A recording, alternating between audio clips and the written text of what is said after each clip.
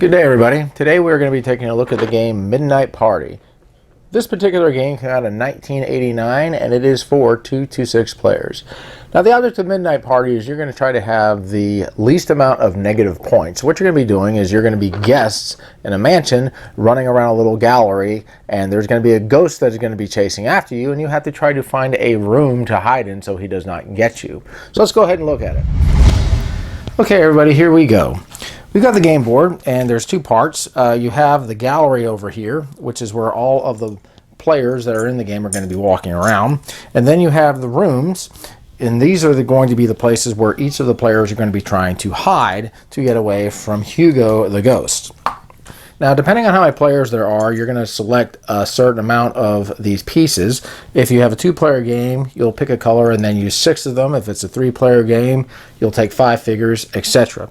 And the way it begins is you'll choose a player, and they're going to go ahead and stick one of these players anywhere here on the gallery, so long as it's not occupied by another player. So let's say player 1 goes and places a piece here, player 2 places a piece here, player 1 places a piece here, and so on and so forth until all of the players have been found a spot in the gallery. Now in this game you have a die, and there is a ghost on one of the sides of the die, and anytime you roll the ghost, you're going to move Hugo 3. So let's say you roll the ghost, you move 3, roll the ghost again, you move 3, roll the ghost again, you move 3, etc. Now, if you roll a number, you're going to pick one of your playing pieces to go ahead and move along the gallery like so. So let's say blue moves here, then red moves here. I roll, then blue goes 1, 2, 3, 4, 5, and you're going to be allowed to share spaces in this game. Now once Hugo gets out, you're going to want to try to see if you can find a room to hide in. And there's a couple of ways you can do this. If you end up rolling a number and you're close to a room, you can go ahead and enter it. You do not have to do it by exact count. So if I rolled a 6, I could go 1, 2, and my player will go ahead and be in this room. Now, according to the rules, it costs 1 point to enter into a room. Now, once a player is in a room, nobody else is going to be able to enter it. So it's kind of like a game like musical chairs in that sense. So let's say red rolled a 1, he can go in there. Let's say blue rolled a 4, he can go 1, 2, and then go in there, etc. Now, there's a couple of rooms that have positive points in here.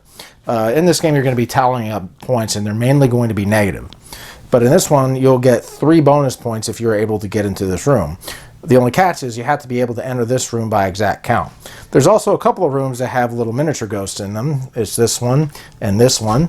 And if you end up getting to one of these rooms, it's going to cost you negative 1 point. Now let's say I went ahead and I roll the ghost, like so. The ghost is going to go ahead and move. So in this case, I'll go 1, 2, capture this person, which you don't want, and then you're going to go ahead and move them to the next point value here in the wine cellar. In this case, it's going to be negative 10 points. Hugo will then continue. Here's this player. She got captured, so then that player will go ahead and get placed over there. Now, if it turns out you happen to be over here and Hugo is in front of you and roll a 6, 1, 2, 3, 4, 5, 6, you will be able to sneak past him, but if you land on the same space as he does, you will go ahead and get captured. And if Hugo has managed to capture all the players in here, then all the other players that get captured are going to get stuck here in the wine cellar. If it turns out that every single room has got a player in it like so, 2, 3, 4, all the rooms are filled up and there happens to be other players out there, they're immediately going to be moved here to the wine cellar to this section. If Hugo has happened to capture everybody, then that is going to end the round. And then everybody's going to go ahead and tally up their points. And the point value works as follows. You will go ahead and deduct from your score this amount of points if you've happened to get captured.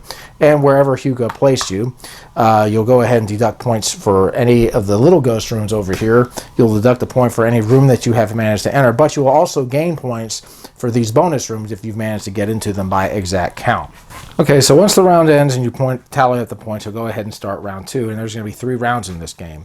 Any of the players that are in a room are going to go ahead and exit and just end on the door right next to the doorway, and any of the players that are stuck in here, we'll start with this one, will be able to go ahead and go onto any free space, and then Hugo will once again move back here.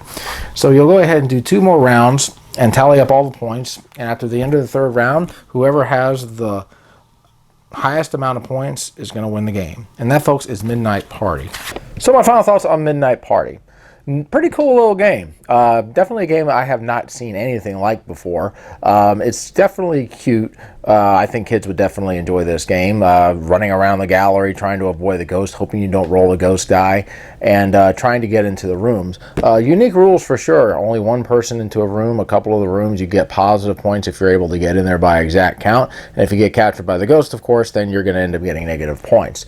So it's a pretty cool game. It's not very hard to learn. And my understanding is that there's actually an expansion to this game that was made years later. This game may tend to drag.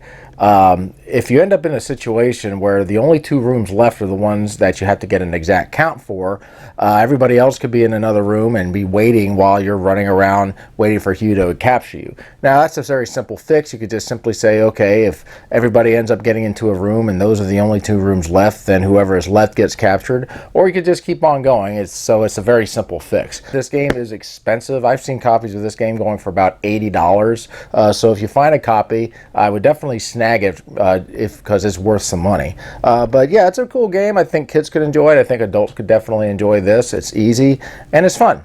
So we'll talk to y'all later. Keep on gaming. Enjoy.